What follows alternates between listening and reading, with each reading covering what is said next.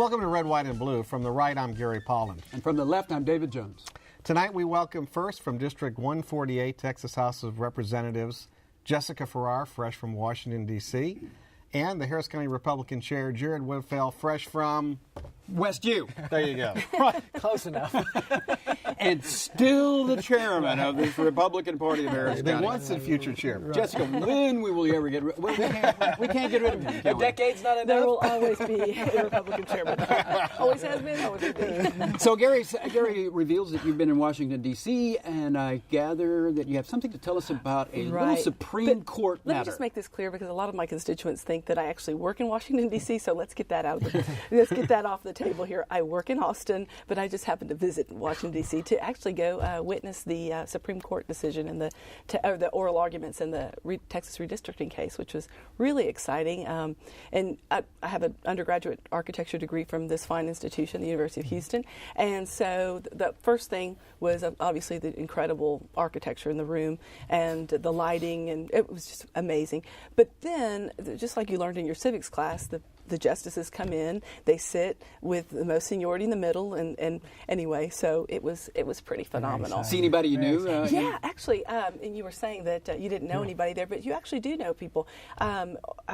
Thanks to my Congressman Gene Green, who was very gracious in allowing me to go on his ticket, and then Sylvia Garcia was with us, who is a force of nature in her own self, and said, "No, Jessica," because we're going to switch tickets, and she said, "No, just act like you belong and just stay with me and Gene."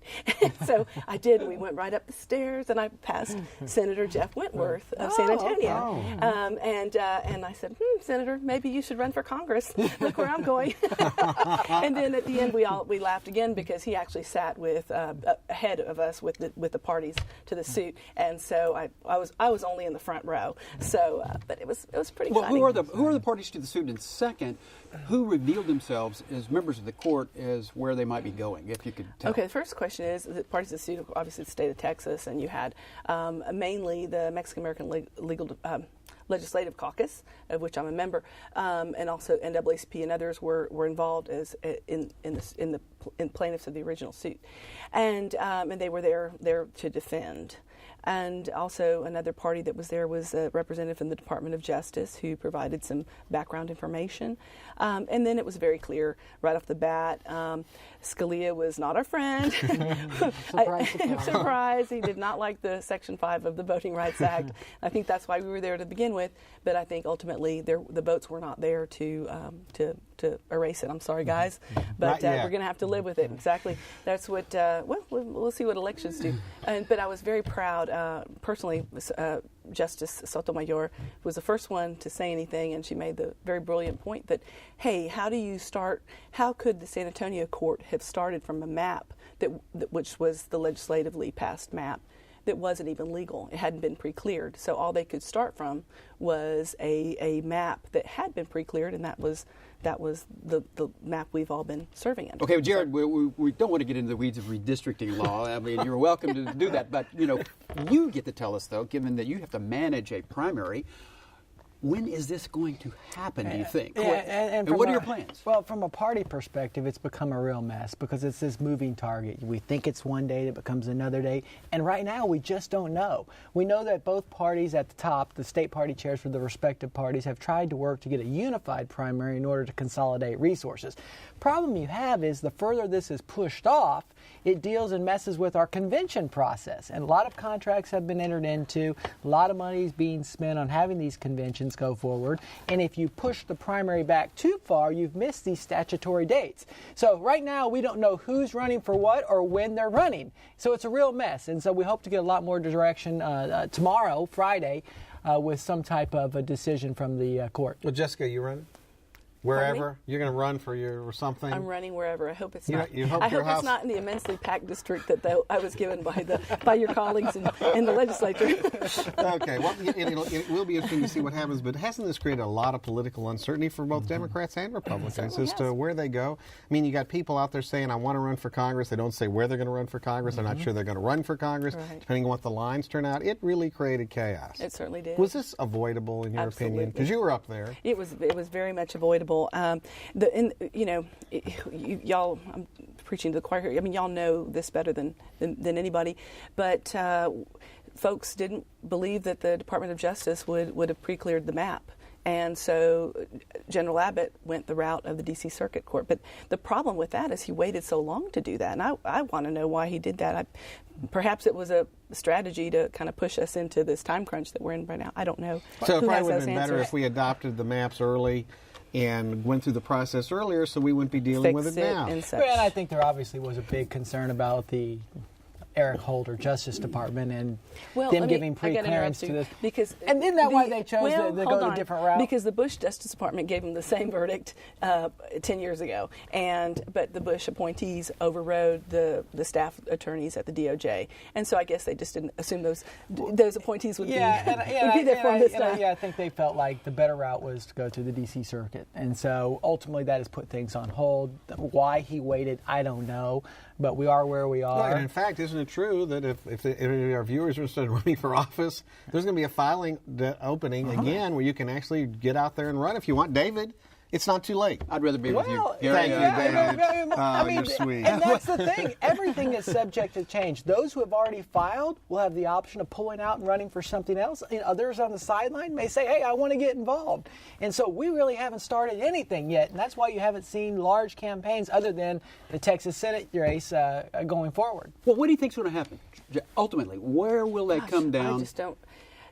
I think tomorrow we'll have a lot more clarity as to. I mean, we know there are certain options. You're we know in law school, though. You get to tell us Well, whether or I'm not done with law Section school. 5, Thank God. Section 5 of the Voting Rights Act, requiring pre-clearance of this and the photo ID bill, which you were involved in opposing, I'm sure, or whether or not these are lawful under the Voting Rights Act, is going to be decided or not by the Supreme Court. What's your opinion? I don't believe they're lawful.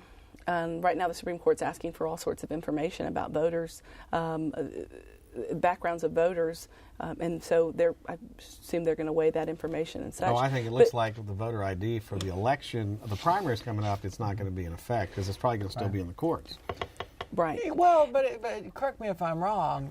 It's very similar to the Indiana model, which went to the United States Supreme Court and was approved. So I think when your colleagues were crafting the voter ID bill, they used that as guidance because Indiana's model had been approved by the U.S. Supreme Court, and that's why I feel confident. But Texas had not provided the data on the voters, and that's what they're looking That's the at whole right now. And in fact, Texas says that the information that they have, the data they have, they don't believe is reliable. That's what I understand. So, all I want to know, Jared, is who benefits in your party if we have, as some suggest is possible, a presidential primary, Newt in the gang come to town, and then we have congressional, state, and federal after that. I'll tell you one thing. I think we benefit by a primary process that is extended and lasts a long time and continues. Let me take you back to 2008. The Democrats had Barack Obama, Senator Clinton on the ticket, and it was a long, protracted, divisive primary. Made it all the way to Texas. Texas was finally still in play in a presidential race. What happens? They turned out over 400,000 folks in that primary. So guess what? Now they have self-identified Democrats that they can easily turn back out in November. So I'm hopeful that this primary lasts a long time. We have a huge turnout, and it'll be much easier to identify Republicans and get them back out in November. So we have the converse issue or problem that are I guess, a benefit that they had in 2008 going into the general election. So maybe that was the plan. Well, Find those closet See, Republicans and bring them out. See, first of all, there's a serious expense to having a split primary, and where does the money come from at a time that historic cuts have been made to education and colleges and universities and so on? So, I mean, where does the money come from? We don't have the money. We don't have the money. Exactly. We don't have the money to we do can have that. a poll. We go back to the poll tax, David, right? Well, Section 5 would stop that from happening, and that's why we need it. I wanted to ask you, Jessica, President Obama was on TV the other day, State of the Union, and it was kind of I guess it was his State of the Union as well as kind of his testament for why he's running for re-election, what he's going to do. But what's your take on his performance and his vision of where he wants to take the country? I thought it was great. It was very uplifting. I think it was hard for anybody to disagree with the goals of what he's trying to achieve. I think he spoke to the base. I think he spoke to folks on the other side, and I think his economic arguments were well put. Certainly I think he certainly, well, and he really he explained to people, these days people are very cynical about the political process because it's constant gotchas and bumper sticker jargon, and that's the level of understanding that some voters have, and they just walk away. But I think he did a good job of explaining, look, here's how we got here, and here's where we need to go from here. And so it wasn't just a complaint, but it was also a proposal for what to do going forward.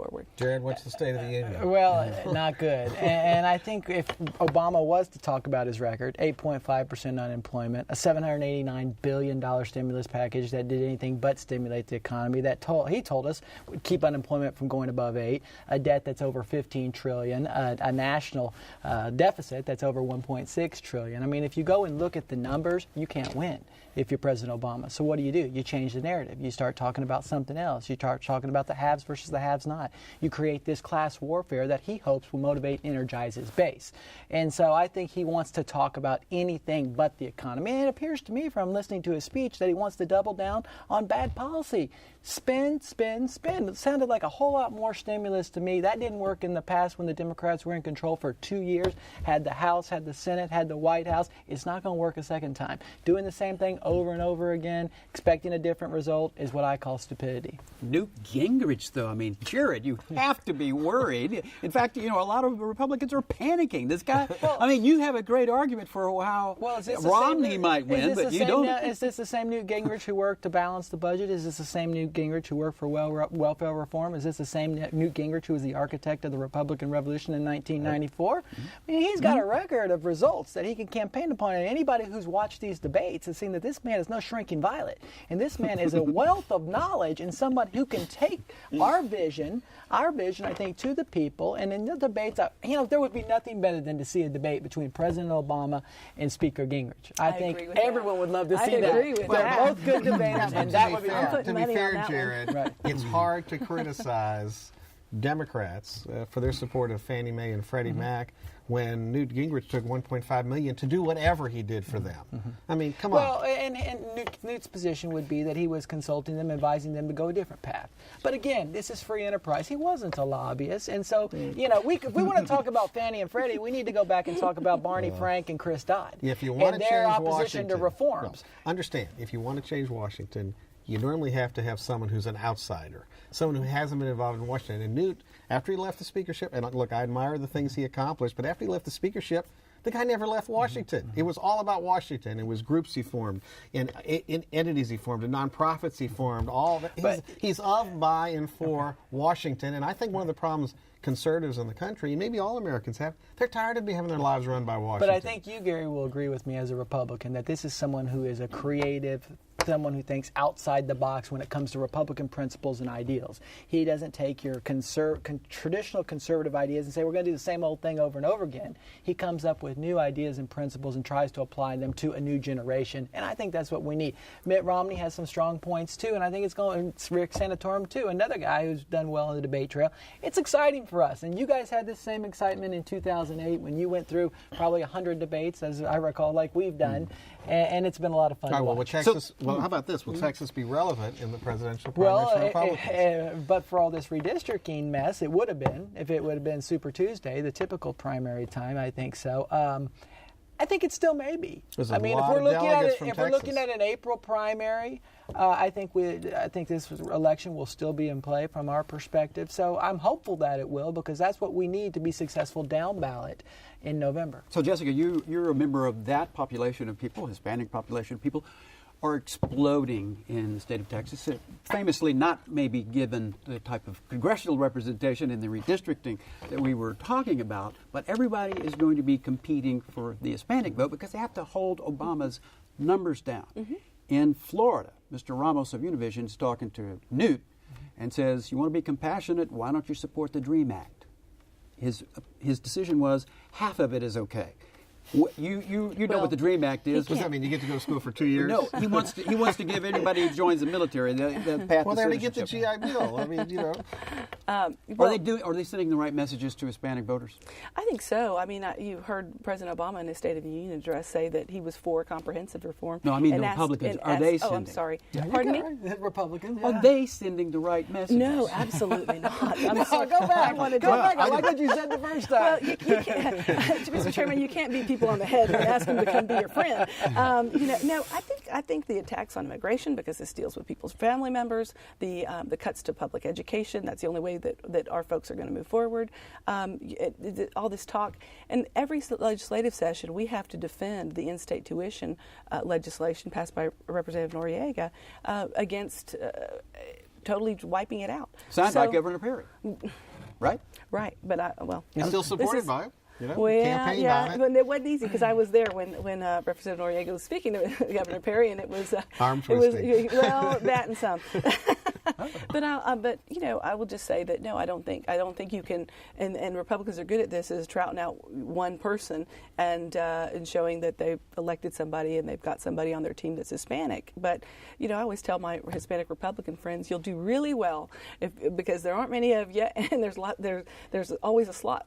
But the other is, it's hard for folks within that party to advocate for immigration reform. But the poll numbers and are other down things. for Obama with Hispanic voters as well. I mean, they're not. Well, he's not where he needs to be. I think the reluctance of Congress of passing such a thing is his inability to move anything forward. Yeah, in fact, he had 2 years where he had Well, Democrat control of the House and Senate, and he didn't go forward with And it, he with did- and he a did the- comprehensive immigration plan. And I would that argue, could I have would passed. answer that with he passed the Affordable Health Care Act, which does more for Hispanics than anything. Well, that's that, debatable, but that it we does could bad do. things for everybody else. No. It does great things for them. That actually is an albatross, and he didn't talk about Jessica at his State of the Union. You wonder why, because it's not popular. Yeah.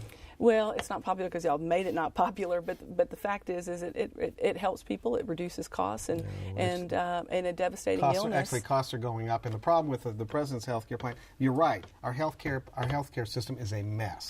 We spend a lot of money, we don't get the results we should, but Obama's plan is not the answer. What should have been done, in my opinion, is a comprehensive reform. In fact, we did a show on that with experts who actually knew what they were talking about, and they had really good ideas how we could make it work for everybody. I don't think there's a dispute anymore in the country that we shouldn't have insurance for catastrophic illness for everybody, regardless of means. But there's got to be a better way than this plan. It's basically going to break the country. Jared's point, very important to Democrats to address. The trend, Jessica, is fiscal conservatism. Successful politicians, regardless of party, are going to be fiscal conservatives. Now, But the other stuff is I different. think the proof is in the pudding, and when people realize the cuts that we've made and what the costs of those cuts are, and the fact that we are relegating ourselves to an economy of minimum wage jobs, I think that's not fiscal conservatism. You might call it that, but when it plays out, I think people are going to see that was not fiscal conservatism I'm at all. talking about Washington. I mean, in Texas, she wants to talk about local too, and that's because and I was going to get to that. she has class size problems in the schools in her district, is my guess, that she can speak to. Well, across the state. Well, with the state, and to talking about the state situation, you would agree with me that our tax system is dysfunctional. Oh, We have a tax absolutely. system that doesn't work. And could you talk to the governor about fixing this margins tax issue, because it's a We've all situation tried. that we come up short money every single legislative session. Every budget we will be Jessica, short. You and your colleagues from both sides of the aisle ought to get together and study taking the whole tax system and flushing it down a toilet and starting from scratch and asking yourselves important questions. How much money do we need to do the things we want to do in Texas? How do we pay for it equitably? And how do we pay for it so we don't discourage growth and economic success in the state? That's what you have to decide. And you have a great opportunity to do it. Would you keep an open mind to all revenue sources? I think you all discuss it. You can talk about everything. Would you help us sell that plan? Because I think that's the hard. The only thing that voters want now is no taxes, and so that makes But tax is that reform. really true? Yes, and it makes tax reform very difficult But to do. don't you think? Well, they don't want tax increases, I think is what you would say. I mean, they understand that they are going to have to pay a some certain of them level don't of want to pay taxes, but taxes. I think Republicans believe that, yeah, You're going to have government, but it needs to be limited. I think Republicans believe that the Obama administration particularly is trying to take too much of their hard-earned money, and instead the problem isn't that we're being taxed too little. The problem is that we're spending way too much, and I think that's the big campaign issue that will be fought by both sides going into this election. Once again, that's a national. In the state of Texas, we're not even keeping up with population growth. Thank you, and that's exactly the point that we need to go to. Well, for example, remember, we gained 4 congressional seats. Texas has never had such a population growth, and so it costs more. Well, here's an issue. And we went backwards in terms of spending. Issue to throw out to both of you. Roads in the state. Okay, you got to have good roads if you want to have a growing economy, right? Absolutely. We've already spent all the money we were going to have, right? Haven't we, Jessica? It's already bonded, so there's no new money going to be coming in to pay for roads and repairs, I guess, when we go out 2 to 4 years. So how do we add roads, improve the roads, maintain the roads going forward in Texas, given the existing system? We keep borrowing money, and that's the dirty little secret. Is that I thought we had to balance our budget. Well, we bond. We do all kinds of fun stuff. But, I mean, the other thing you're going to see is more toll roads. And you're going to see the tolling of existing roads the taxpayers have already paid for, like you have on the Katy Freeway, which I enjoy and I pay for every time because I'm always in a hurry coming back and forth. Jared? Well, I think toll roads ultimately will be one of the ways that we'll look at it. But the reality is we're spending money in the wrong places, and we need to direct it to the right places. I mean, we go back to public education. It's not like we cut. We actually increased our budgets in that area. And I think our position as Republicans is a lot more money needs to be spent in the classroom, a lot less money needs to be spent outside the classroom. Mr. Chairman, We think unions have we think unions have way too much influence, and what we need to be looking at is teacher performance as opposed to teacher seniority. Here's the problem with his argument, Jessica, is that in the city of Houston, in HISD, we have tens of thousands of kids. They go into school in the fall. They're not there at the end of the school year. 48% mobility in some schools, and 82% of them in some schools are on some sort of support for breakfast, right? That's right. How do you educate those folks with less money and with teachers that are not valued? Right. How do you do it? When school performance is tied to, teacher performance is tied to these kids and not even there. Right. Here's a creative idea. What about vouchers? We've talked about it for many, many years, but we've been resisted at every step of the way. We've tried to pass it many, many sessions. Leininger and others have really been strong advocates for it. So why don't we try something different? We've tried the old solutions. They haven't worked. You just told us they haven't worked. Let's go with a new approach. The problem is the kids that are left behind that without the vouchers. That's Do we have enough money? Well, the question. No, and then you wouldn't have enough money. Vouchers is a fair question, Jessica. Do we have money to pay for vouchers? No, we don't. and I don't know Mr. Chairman, where your information is coming from, but there was $4 billion cut from public ed and another $1 billion cut from colleges and universities. And so I don't know where you're getting those numbers from. But that's based in terms of an increase, but you have additionally more money than you had 2 years ago. But you're using a projection based on the number of because we need the growth that have occurred. No, that doesn't even include growth. Yeah. And that's what I'm trying to figure out where you're getting those numbers from. But don't we also need fundamental reforms of the public schools in the state, Jessica? We have lots of tiny school districts that have administrators and the like that Jared had talked about. We need to spend more money in the classroom. Do you know why we have so many administrators? Because we require so many tests and so many all kinds of other things. So we do need reform. You can't have both. We got to have reform. You can't have all these things that you want without the administration to support it. Here's the big gorilla in the room, though, Jessica Farrar, and that is that the people who are most disadvantaged by the policies you're saying came out of Austin, Texas, are mostly the Hispanic populations of the state of Texas. So the question everyone has to ask is, when are they going to figure it out and come out and vote and turn out Republicans? What's it going to take? I think you're seeing it right now. Part of our population, everybody says, oh, the Hispanics are such a big number. You got to remember, we're a big number because a bunch of us are under the age of 18, first of all, and can't vote. Then there's another segment that's in the immigration pipeline at some point. But you're going to get there. The other thing is you've got a population that's got really more important things to do. Everybody here at this table, we drive by the schools to see if it's an election day, correct? Right. But a lot of other folks, they're driving by the schools to drop off kids, to pick them up, to go to work, to do all these other things. And so I think when you change that culture, and I think that is changing, I think you're going to see an explosion. Look, and then there are a couple of assumptions that I think are being made with respect to the Hispanic community. One, I don't think everyone in the Hispanic community believes in amnesty. Two, I don't think everyone in the Hispanic community believes that the education system is broken. I mean, my wife is Hispanic, my child is Hispanic, and I know that they hold. But I hold up. Okay, so what you're really talking about there is income level. So class warfare. That's exactly, what you. That's right. You're not talking about. But when you generally just say, but when you generally just say Hispanics, really, I think what you're talking about is low income versus higher income versus middle income folks. Hispanics are not monolithic. I would agree with you 100%. And as Texas continues to grow, there's going to continue to be more meshing of Anglos, Hispanics, African Americans, and Asians coming together. So intermarriage is going to solve the problem? Absolutely. Yeah, absolutely. But there won't be. Well, and I guess my point is there won't be any one block where you can say all Hispanics believe X. All African Americans believe Y. All non-Hispanics, African Americans, non-Asians believe this. And so I think we have to tailor our message to individual groups. All right, Jared, there let's are give folks Jessica the last word. Okay. Well, yeah, the thing is, though, you're right. We're not a monolithic group, and I want to make sure that that's clear. The other, though, is that, yes, sadly and unfortunately, a lot of our population is in a certain economic situation. And so you can say those statements with a lot of reliability because it does apply to a whole lot of folks. We all have mixed marriage and all sorts of things, and you're right. We are moving in that direction.